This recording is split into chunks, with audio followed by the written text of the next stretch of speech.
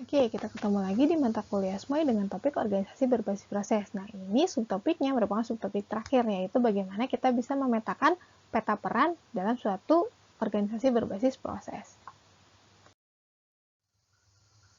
Peta peran tanggung jawab. Peta peran tanggung jawab atau responsibility charting itu apa? Itu merupakan suatu pendekatan yang memungkinkan manajemen untuk dapat berpartisipasi aktif. Apa sih yang perlu dilakukan? Yang pertama adalah kita secara sistematis mengidentifikasi detail aktivitas pada masing-masing proses itu seperti apa. Kemudian kita nanti perlu mengidentifikasi kira-kira jenis pengambilan keputusan yang tersedia dalam prosesnya itu apa saja. Dan yang terakhir adalah dengan adanya responsibility charting, nanti kita bisa mengklarifikasi tanggung jawab dari peran yang terdapat di organisasi untuk masing-masing prosesnya ini seperti apa. Nah, apa tujuan dari kegiatan pemetaan peta peran ini? Yang pertama adalah kita bisa mengidentifikasi dan juga membentuk pola kerja tim yang idealnya itu seperti apa. Kemudian kita mengklarifikasikan kira-kira peran dan tanggung jawab pada masing-masing individunya itu apa saja sesuai dengan detail proses yang nanti akan dikelola. Kemudian nanti kita mengidentifikasi siapa sih pihak yang paling berwenang dan juga paling akuntabel untuk proses pengambilan keputusan.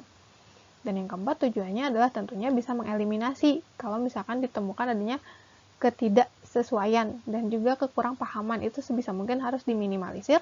Dengan demikian kita harapkan teamworknya ini bisa berjalan dengan lebih optimal karena semua orang sudah tahu nih peran dan kontribusinya masing-masing dalam menjalankan si proses bisnis tersebut. Salah satu metode untuk mengidentifikasi peran yang paling banyak digunakan adalah menggunakan Raci Matrix, di mana di Raci Matrix ini kita akan membagi peran yang teridentifikasi berdasarkan 4 jenis. Yang pertama adalah accountable person, yang kedua adalah responsible person, yang ketiga adalah consult person, dan yang keempat adalah informed person. Yang tipe A, yaitu accountable person, ini merupakan pihak yang paling berwenang dan juga paling memiliki tanggung jawab utama untuk mengambil keputusan apakah kegiatan ini dapat berlangsung atau tidak. Jadi punya yes or no authority. Yang kedua adalah responsible person. Nah, responsible person ini dapat diampu oleh satu atau lebih orang yang nanti terlibat secara aktif untuk menjalankan si aktivitas dalam pengelolaan proses bisnis gitu. Jadi dia betul-betul melaksanakan operasional aktivitasnya seperti apa. Kemudian peran yang ketiga yaitu consult, di mana di peran consult ini juga bisa diampu oleh satu atau lebih orang yang nanti dia membantu untuk proses pengambilan keputusan. Jadi kalau misalkan kita mau melakukan suatu aktivitas, mungkin kita perlu melakukan konsultasi terhadap atasan atau terhadap pihak lintas departemen. Jadi tapi sifatnya hanya berupa komunikasi dua arah gitu untuk mendukung proses pengambilan keputusan apakah sudah tepat atau tidak. Dan yang peran terakhir adalah informed person. Jadi di sini adalah jabatan-jabatan yang nanti perlu diberitahu terkait dengan keputusan yang sudah diambil. Dan atau misalkan ada informasi baru, maka si pihak-pihak inilah yang nanti harus diberikan. Nah, untuk mengidentifikasi masing-masing peran, maka kita perlu menyusun matriks tabel seperti berikut gitu. Jadi di tabel sebelah kirinya ini berisi mengenai detail aktivitas yang nanti akan dilaksanakan terkait dengan satu rangkaian proses bisnisnya seperti apa.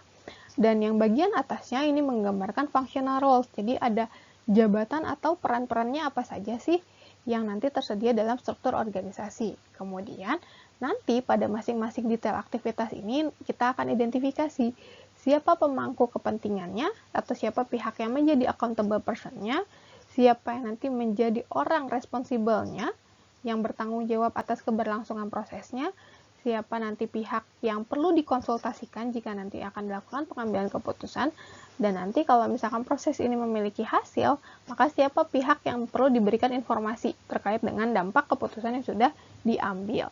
Nah, idealnya dalam menentukan Raci Matrix ini, pada setiap proses hanya boleh ada satu pihak yang berperan sebagai accountable person.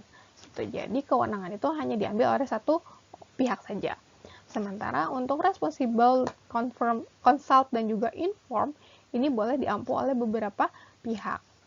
Kemudian juga pada detail aktivitas yang lebih rinci, dimungkinkan ada pihak yang berperan sebagai responsible person dan juga accountable person. Jadi, dia yang menjalankan proses dan juga dia yang mengambil keputusan. Biasanya ini diberlakukan kalau misalkan detail aktivitasnya itu pengambilan keputusan yang sifatnya operasional. Sementara Untuk pengambilan keputusan yang sifatnya taktikal dan juga strategis, tentunya accountable person berada pada jenjang jabatan yang lebih tinggi lagi.